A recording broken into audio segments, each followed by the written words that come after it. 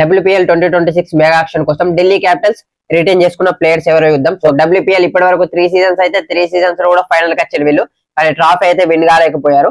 So వీళ్ళైతే total గా 5 players అయితే రిటైన్ చేసుకున్నారు. ఫస్ట్ ప్లేస్ లో జెమెమా రోడ్రిక్స్ 2.2 CR ఇచ్చి రిటైన్ చేసుకున్నారు. బ్యాటర్, రీసెంట్ గా వరల్డ్ కప్ సెమీఫైనల్ లో కూడా సూపర్ బ్యాటింగ్ చేసింది. సెకండ్ రిటెన్షన్ గా Shafali Verma opening batter and allrounder 2.2 CR ఇచ్చి రిటర్న్ అయితే చేసుకున్నారు. అండ్ థర్డ్ రిటెన్షన్ గా అనబెల్ సదర్లాండ్ 2.2 CR ఇచ్చి రిటర్న్ చేసుకున్నారు. తిని కూడా ఆల్రౌండర్ గా చెప్పొచ్చు. అండ్ ఫోర్త్ రిటెన్షన్ గా క్యాప్, తిని కూడా allrounder, South Africa player 2.2 CR ఇచ్చి రిటర్న్ చేసుకున్నారు. సో కోర్ టీమ్ అయితే చాలా మంచిగా రిటర్న్ చేసుకున్నారని చెప్పొచ్చు. అందరు కూడా ఆల్రౌండర్స్ ఉన్నారు, జమేమా తప్ప. అండ్ నిక్కీ ప్రసాద్ అనే అన్క్యాప్డ్ ప్లేయర్ ని కూడా తీసుకున్నారు. తిని కూడా ఆల్రౌండర్ 50 lakhs అయితే ఇచ్చిండు తినకి. అండ్ వీళ్ళు చాలా మంచి స్క్వాడ్ అయితే ఉండే, అందుకే 3 సీజన్స్ లో ఫైనల్ కి వచ్చిండు వీళ్ళు.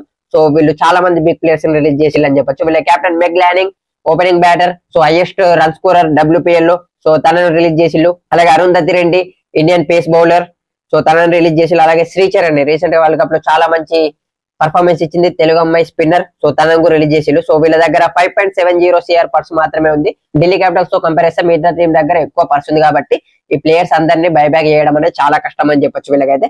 సో ఉన్న రిటెన్షన్స్ లో మాత్రం చాలా మంచి ప్లేయర్స్ రిటైన్ చేసిల్లు. మెగా ఆక్షన్ కాబట్టి అందరు రిటైన్ అయితే వేయలేరు.